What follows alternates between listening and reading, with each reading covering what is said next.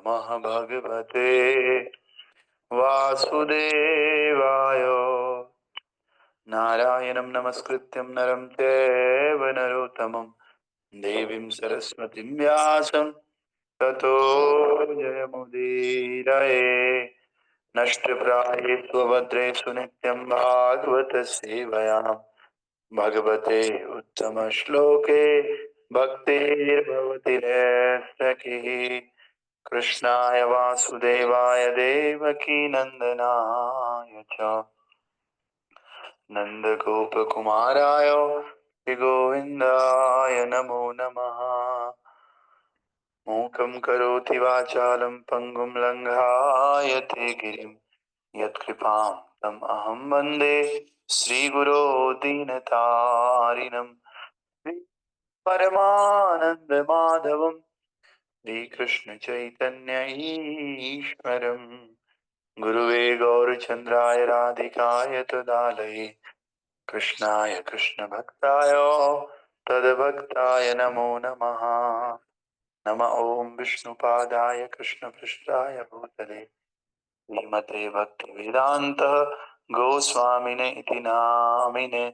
नमस्ते सरस्वते देवे गौरवाणी प्रचारिणे निर्विशेष शून्यवादी पाश्चात्यदेशतारिणे।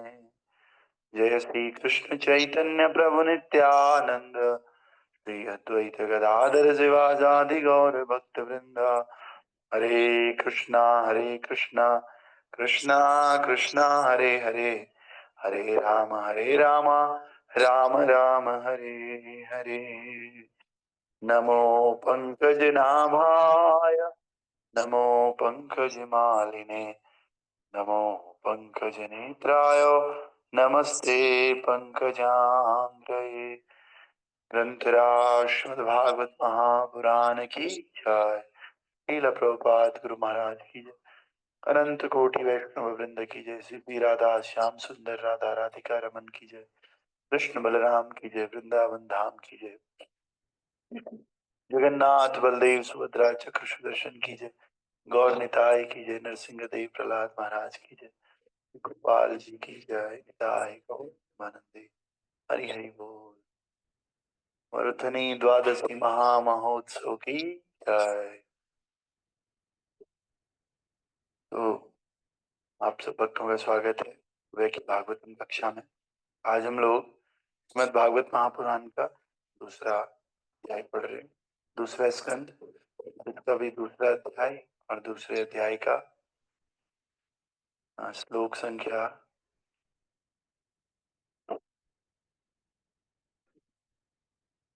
10, श्लोक संख्या 10, जो कि इस प्रकार से है।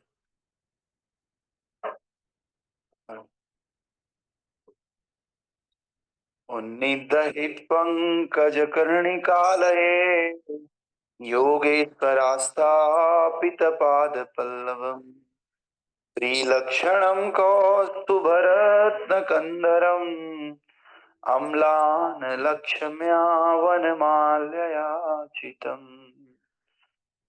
उनिद्रहित पंकज कर्णिकालये योगेश्वरास्तापित पाद पल्लवम् श्रीलक्षणं कौस्तुभरत्नकन्दरम् अम्लान लक्ष्म्यावनमालयाचितम्।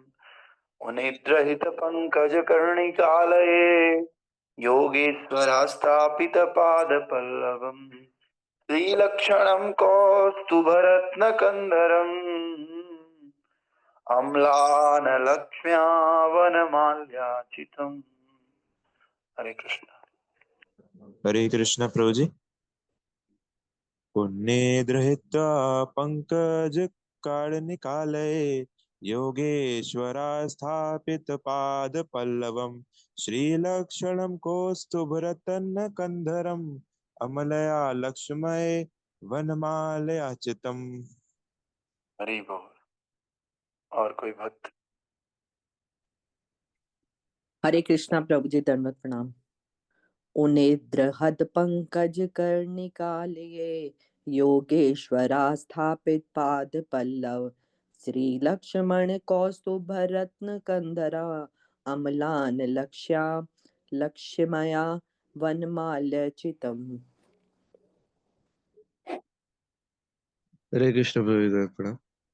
उन्नेदहर्त्र पंकज कनिकले योगेश्वर स्थापितपादपल्लवम् श्रीलक्ष्मणामां कौस्तुभरत्नकन्धरम् अमलानलक्ष्माय वनमालचित्तम्।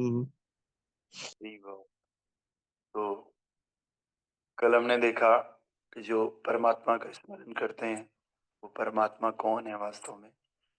तो कह रहे हैं वो परमात्मा जो सभी जीवों के हृदय में प्रवेश करते हैं वो वास्तव में 4 हाथों वाले तथा जिनमें से प्रत्येक में कमल, रथ का चक्र, शंख और गदा ये धारण किए हुए भगवान विष्णु हैं वास्तव में, क्षीरोदक्षाय विष्णु। तो फिर हमने देखा था कि उनका मुख जो है उनकी प्रसन्नता को व्यक्त करता है और उनकी जो आंखें हैं वो कमल की पंखुड़ियों के समान है और उनका जो वस्त्र है वो कदम्ब पुष्प के केसर के समान है। जैसे उसका पीला रंग होता है उसी प्रकार भगवान के वस्त्र का भी पीला रंग है और भगवान का वस्त्र बहुमूल्य रत्नों से जड़ित है और उनके सारे आभूषण सोने के बने हुए हैं, स्वर्ण से बने हुए हैं और रत्नों से जड़ित हैं।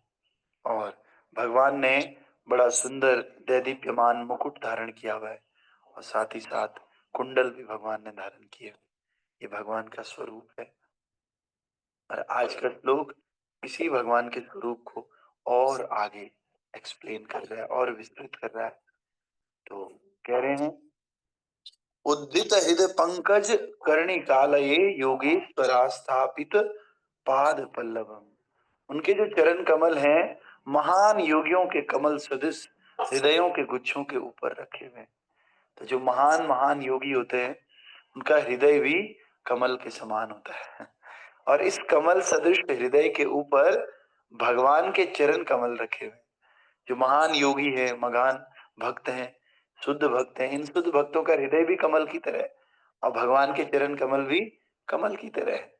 तो भगवान के शुद्ध भक्तों के हृदय में भगवान के चरण कमल विराजित रहते हैं और उनके वक्ष स्थल पर कौस्तुभ मणि होती है जिसमें सुंदर बछड़ा अंकित है और उनके कंधों पर अन्य रत्न है। भगवान का जो वक्ष स्थल है उस पर कौस्तुभ मणि विराजित है और इसमें सुंदर बछड़ा भी अंकित है, गाय का छोटा बच्चा, और उनके कंधों पर एक अन्य रत्न है। उनका पूर्ण स्कंद प्रदेश ताजे फूलों की माला से सज्जित है। स्कंद प्रदेश मतलब ये वाला, और ताजे फूलों की माला उनके गले में डली हुई है। ये भगवान का सुंदर स्वरूप है। तात्पर्य भाई अर्चनीय वंदनीय प्रार्थ स्मरणीय जगत गुरुशील प्रभुपाद जी द्वारा श्रील प्रभुपाद की जय। भगवान के दिव्य शरीर के आभूषण, पुष्प, वस्त्र तथा अन्य सारे अलंकरण भगवान के शरीर से अभिन्न है। इनमें से कुछ भी भौतिक अवयवों से नहीं बना हुआ है, अन्यथा वो भगवान के शरीर को अलंकृत नहीं कर सकता। इसी तरह परव्योम में आध्यात्मिक विविधता भी भौतिक विविधताओं से भिन्न होती है। तो भगवान के शरीर में जो भी चीज है, चाहे वो उनकी माला हो, चाहे वो उनका श्रृंगार का वस्त्र हो, चाहे वो उनका पटका हो, चाहे उनका मुकुट हो, श्रृंगार की कोई भी सामग्री है वो भगवान से अभिन्न है, भगवान की जैसी है, यह भगवान का प्रसाद हो। तो आज एक घटना मुझे याद आ गई। परम पूज्य नवयोगेंद्र स्वामी महाराज का आज व्यास पूजा है। आज उनका प्राकट्य हुआ था उधमपुर धाम में। तो उनकी एक बात है कि व्हेन ही वाज ट्रेवलिंग, एक बार अमृतसर में आए तो अमृतसर में किसी ने उनको माला पहनाई, भगवान को ऑफर की हुई माला। तो उस माला के कुछ गुलाब की पंखुड़ियां नीचे जमीन पे गिर गई। तो महाराज ने तुरंत एक एक फूल को उठाया और लोगों को भी उठाने को कहा। उस माला को तुरंत उतार करके एक पॉलीथीन में रख दिया। तो भक्तों ने देखा तो उन्होंने फिर समझाया महाराज, ये भगवान का जो फ्लावर है ये भगवान से अभिन्न है और हम भगवान के फ्लावर अगर जूतों के नीचे आ जाएंगे, जमीन पे पड़े रहेंगे तो ये बहुत बड़ा अपराध है। तो इसलिए महाराज इन चीजों का बड़ा ध्यान रखते हैं। इस प्रकार से भगवान की एक एक चीज जमीन पे नहीं गिरनी चाहिए, टच नहीं होनी चाहिए, क्योंकि भगवान और उनकी इन चीज़ों में कोई अंतर नहीं। तो ऐसे ही बहुत उनकी घटनाएँ हैं महाराज की। आज उनकी व्यास पूजा है, 78 ईयर्स महाराज को कंप्लीट हुए। 79 में महाराज जाएँगे और महाराज का जीवन हम सब लोग जानते हैं कितना पवित्र है। महाराज बहुत शुद्ध हैं और बचपन से ही नैष्ठिक ब्रह्मचारी। जब 9 साल की उम्र के थे, तो तब से ही महाराज ने ठान लिया था कि मुझे साधु बनना है। अपने माता को, पिता को, किसी से उनको पता चला कि माँ-बाप की मर्ज़ी से ही साधु बना जाता है। इसीलिए अपनी मम्मी को कहा कि मुझे साधु बनना है। अब किसकी माँ बोलेगी ठीक है तू साधु बन जा, तो फिर बोला कि ठीक है जब तेरी बहन की शादी हो जाएगी तब तू साधु बन जाना। तो फिर महाराज ने कहा कि नहीं मैं ऐसे नहीं मानूँगा, आप लिख कर के दो मुझे। फिर लिख कर के माता ने दिया नहीं, 1-2 दिन पीछे पड़े रहे, तो माता ने कहा ठीक है लिख कर के दे दिया और साइन भी करवा दिया नीचे कि जब बहन-वहन की शादी हो जाएगी, क्योंकि छोटे बच्चे हैं, तो माता ने सोचा ठीक है तब की तब देख लेंगे, अभी फिलहाल इससे पीछा छूटे। तो महाराज ने वो सँभाल के रखा और फिर महाराज 17-18 साल की उम्र में बहुत सारे साधुओं से मिले और उनके घर में भी धार्मिक माहौल था और महाराज जो है कश्मीरी पंडित महाराज हैं एक तरह से। तो कश्मीर के राजा, जम्मू के राजा जो हरि सिंह हैं, हरि सिंह के कुल पुरोहित महाराज का परिवार है। उसी कुल पुरोहित में से महाराज आते हैं और महाराज का नाम योगेंद्र कुमार शर्मा था बचपन में। शर्मा मीन्स पंडित और जैसे शरद शर्मा प्रभु तो शरद प्रभु जैसे हैं वैसे ही महाराज भी शर्मा थे। और जब प्रभुपाद जी से मिले तो ये बहुत डिवाइन घटना है। प्रभुपाद जी से मिले तो प्रभुपाद जी थोड़ा लेट महाराज आए थे। इससे पहले ही मूवमेंट थोड़ा-सा ग्रो कर चुका था। परम पूज्य गोपाल कृष्ण महाराज, जयपताका स्वामी महाराज और विदेशी जो भक्त हैं, ये सब लोग पहले ही ऑलरेडी जॉइन कर चुके थे। थोड़ा बहुत बहुत बॉम्बे का प्रोजेक्ट भी स्टार्ट हो चुका था। महाराज जुहू में प्रभुपाद जी से मिलते हैं इसी प्रकार से, तो मिल कर के लोग मिलने नहीं देते थे। कैसे मिलने देंगे क्योंकि अभी-अभी तो आए हैं और अभी कुछ ज़्यादा पता है भी नहीं। लेकिन महाराज बताते हैं प्रभुपाद जी को देख कर के मुझे लगा कि भई यही संत हैं, अब इन्हीं के साथ ही, इन्हीं के चरणों में जीवन देना है। क्योंकि पहले से तो पता है ही मुझे साधु बनना है। अब किसके साथ साधु बने, किसको गुरु बनाएँ? तो एक एक सन्यासी के साथ महाराज ट्रेन से भाग कर के आ गए थे, उधमपुर से वृंदावन। तो महाराज ने देखा वो सन्यासी कथा तो बढ़िया करता है, लेकिन उसकी करनी कथनी में अंतर है। वो साधु जो है गर्लफ्रेंड रखता था, माताओं से मिलता-जुलता था, ऐश करता था, भजन कुछ करता था नहीं।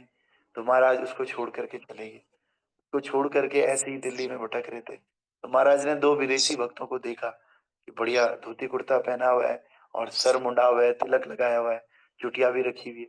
तो महाराज उनसे आकर्षित हो गए, उन भक्तों का पीछा करने लगे। तो फिर उन भक्तों बड़ी कहानी है, मैं तो शॉर्ट में सुना रहा हूँ।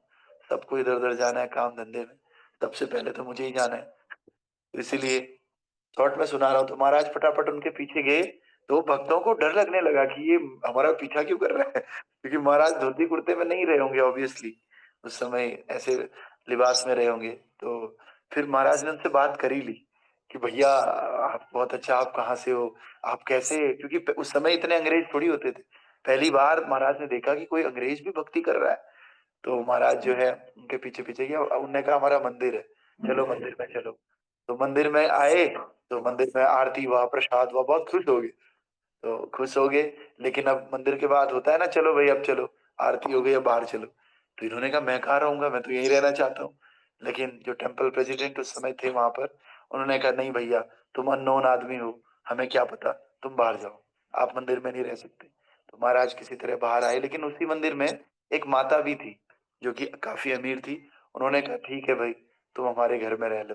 फिर कुछ दिन 3-4 दिन उन्होंने रहने के लिए दिया और रहने के लिए जब महाराज को दिया, तो महाराज उन्हीं माता के घर से रोज मंगला आरती आते थे, दिन भर मंदिर में सेवा करते थे, प्रसाद वहीं खाते थे और रात को फिर से सोने उनके यहाँ जाते थे, क्योंकि मंदिर में सोना अलाउड था नहीं उनको। तो ऐसा करते-करते थोड़ा भक्तों का विश्वास बन गया, तो मंदिर में फिर रहने दे दिया। मेरे साथ भी ऐसे ही हुआ था, प्रेमनगर में आए उससे पहले भी। हम नौकरी से आते थे, रात को जाते थे खाने के लिए, अकेले रहते थे। तो खाते थे तो शरद प्रभु जानते हैं, चैतन्य जीवन प्रभु को। चैतन्य जीवन प्रभु ने कहा, "अरे! इधर ही रह लो यार, कहाँ जाओगे?" तो फिर उधर ही रह गए। उससे पहले भी जहाँ हम जाते थे, वहाँ भी ऐसी कहानी हुई। उन्होंने कहा कि, "अरे! ठीक है," जाते थे, संडे-संडे जाते थे। तो उन्होंने कहा, "अरे! इधर ही रह जाओ, कहाँ जाओगे?" तो फिर वहाँ भी रहने लग गए। तो उसी प्रकार से महाराज भी फिर मंदिर में विश्वास बढ़ गया। एक दिन प्रभुपाद जी वहां पर आ गए, तो प्रभुपाद जी आ गए तो महाराज ने कहा कि भाई मुझे मिलना है। किसी ने मिलने ही नहीं दिया। मिलने ही नहीं दिया तो प्रभुपाद महाराज बड़े तेज थे, पंडित बुद्धि है। तो महाराज ने जो है तुरंत उनके कमरे में, प्रोग्राम के बाद उसके कमरे के पीछे छुप गए महाराज दरवाजे पे। जैसे दरवाजे पे आए तुरंत चरणों में गिर गए, बोले महाराज मुझे अपने सदन में ले लीजिए, मैं आपकी सेवा करना चाहता हूँ। तो फिर प्रभुपाद ने कहा अभी मैं थोड़ा सा रेस्ट कर रहा हूँ, तुम सुबह आना, मैं मिलूंगा तुम्हें। फिर मिले तो महाराज से पूछा कि आप क्या सेवा कर सकते हो। तो महाराज ने तुरंत बोल दिया मैं मसाज बहुत अच्छी करता हूँ। तो अब मसाज करने के लिए तो महाराज के रूम में ही जाना पड़ेगा ना। तो फिर इस प्रकार से जो टेम्पल प्रेसिडेंट है उन्होंने कहा चलो भाई मसाज करने आ जाना प्रभुपाद जी की। तो प्रभुपाद जी की मसाज करते करते, रोज अब मसाज करते थे प्रभुपाद जी की। तो एक दिन प्रभुपाद जी ने पूछा भैया तुम बड़ी अच्छी मसाज करते हो, तुम्हारा नाम क्या है। और एक्चुअली जो टेम्पल प्रेसिडेंट और अन्य सेवक रहते थे वो इनको मना करते थे कि आप प्रभुपाद जी से बात मत करो, प्रभुपाद जी थके हुए हैं, आप बस मसाज करो, आप उनसे कोई प्रश्न मत पूछो, वो थके हुए हैं। लेकिन प्रभुपाद जी ने खुद ही कन्वर्सेशन शुरू किया कि भाई क्या करते हो, तुम कहाँ के हो। बोला मैं कश्मीर का पंडित हूँ, शर्मा मेरा नाम है, इस तरह से जो भी है। फिर बोला क्या नाम है। बोला मेरा नाम है योगेंद्र कुमार शर्मा। तो फिर प्रभुपाद जी ने कहा आज से तुम्हारा नाम हो गया नव योगेंद्र दास, तुम अब से नव योगेंद्र हो। तो महाराज को जो है पैर दबाते दबाते, मालिश करते करते दीक्षा दे दिया और बोला जब यज्ञ होगा, जब कभी तो यज्ञ में बैठ जाना। तो ये सब जुहू की बातें मैं आपको बता रहा हूँ। जुहू में ही महाराज का इनिशिएशन हुआ, बॉम्बे में। फिर जुहू में ही संन्यास दीक्षा भी हुई। संन्यास दीक्षा के लिए भी महाराज मायापुर में दीक्षा ले रहे थे, लेकिन अन्य जो उस समय के बड़े वरिष्ठ लोग थे उन्होंने कहा ये तो नया लड़का है भाई, 18 साल का, संन्यास को संभाल पाएगा नहीं संभाल पाएगा, प्रभुपाद जी अभी मत दीजिए। तो प्रभुपाद जी ने भक्तों की बात मानी और कहा भैया ठीक है इस समय संन्यास नहीं दे सकते मायापुर में। लेकिन अपने साथ महाराज को लेकर के आगे बॉम्बे, जुहू जुहू में लेकर आ गए। अब यहाँ तो कोई मायापुर वाला है नहीं, बोलने वाला, नया प्रोजेक्ट था, भक्त भी कम थे। बोलो ठीक है तुम तैयार हो जाओ, कल तुम्हें संन्यास दे देंगे। तो जुहू में आकर के महाराज को संन्यास भी दे दिया 18 साल के, और नाम दे दिया हिज होलीनेस नवयोगेंद्र स्वामी महाराज। बोला नवयोगेंद्र स्वामी गुरु महाराज की जय। श्रील नवयोगेंद्र स्वामी व्यास पूजा महा महोत्सव की जय। और तब से परम पूज्य नवयोगेंद्र स्वामी महाराज फिर साउथ अफ्रीका में प्रचार किया महाराज ने। बोम्बासा के प्रेसिडेंट महाराज रहे। और महाराज उसके बाद इंडिया में भी अलग अलग जगह, लखनऊ में महाराज ने प्रचार किया। जम्मू कश्मीर में सबसे टफ टास्क है, जैसे आप जान ही रहे होंगे, उधमपुर जहां पर महाराज का भी केंद्र है, वहां पर भी ब्लैकआउट है एक तरह से, मैंने न्यूज में देखा था। तो वहां पर महाराज जाकर के प्रचार किया, और वो तो थोड़ा पीछे है सेफ जोन में। और आगे जाकर के पुंछ और राजौरी, वहां पर भी इस्कॉन का केंद्र है। और आगे जम्मू के अलग अलग, कठुआ, कठुआ में भी ब्लैकआउट है अभी। तो कठुआ में, पत्नी टाप में, हर जगह महाराज के केंद्र है। महाराज ने इतना प्रचार किया ऐसे ऐसे क्षेत्रों में।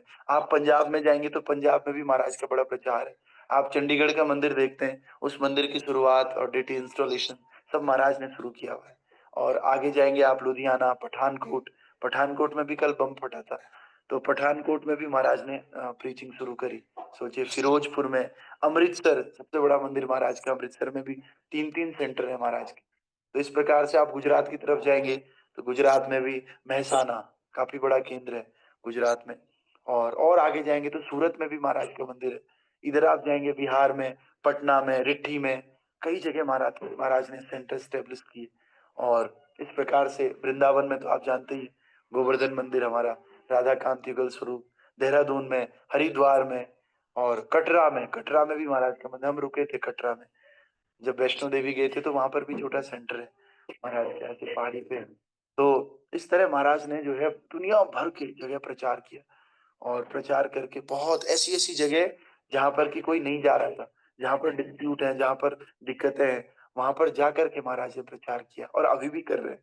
आप हर जगह देखेंगे महाराज का तो वहां पे कोई ना कोई इश्यू होगा, उस इश्यू को सॉल्व करके महाराज रोज सुबह अपनी मंगला आरती में महाराज कहते हैं, सारे सेंटर्स का नाम लेते हैं और भगवान से प्रार्थना करते हैं कि इनमें जल्दी जल्दी मंदिर बन जाए। तो इस प्रकार से ये महाराज का जीवन है। और महाराज बहुत ही शुद्ध है, नियमों को लेके बहुत स्ट्रिक्ट हैं, और बिल्कुल भी नियमों के साथ कॉम्प्रोमाइज नहीं करते हैं।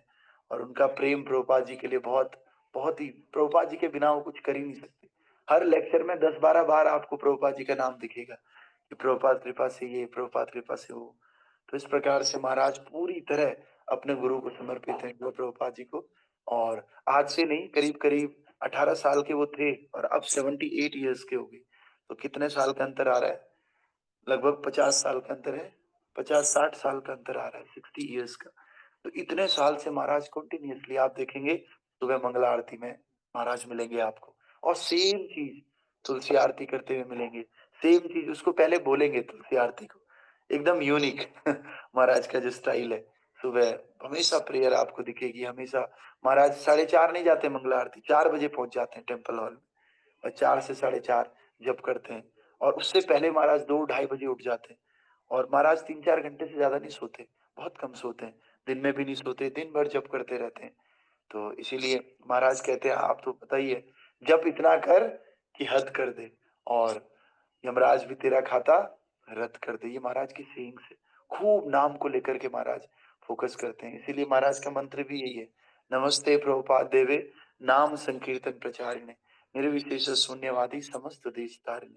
तो महाराज इस प्रकार से सारे देशों का तारण कर रहे हैं, हर देशों में जाकर के। वृंदावन में भी महाराज रहे, वृंदावन के प्रेसिडेंट भी महाराज 4-5 साल रहे। 1981 से 85 ऐसे कुछ है, I don't know exactly, but महाराज 4-5 साल वृंदावन में भी प्रेसिडेंट थे। तो इस प्रकार से महाराज पूरा जीवन महाराज का प्रभुपाद जी को समर्पित है, और लाखों करोड़ों भक्तों को महाराज जो है इंस्पिरेशन दे रहे हैं, प्रेरणा का स्रोत बने हुए हैं, और शुद्धता के पात्र महाराज हैं। हम सबको भी आज के दिन महाराज से प्रार्थना करनी चाहिए कि जिस प्रकार उनका जीवन है उतना ज्यादा तो हमारा हो नहीं सकता, लेकिन कम से कम उनके वहां से एक बूंद अगर मिल जाए थोड़ी सी, तो हमारा भी उद्धार हो जाएगा। तो इसीलिए परम पूज्य नवेंद्र स्वामी गुरु महाराज की जय, शिला नवेंद्र स्वामी व्यास पूजा महामहोत्सव की, शीला प्रभुपाद की जय, समेत गौर भक्त वृंद की जय, निताय गौर प्रेम आनंदे, हरि हरि बोल।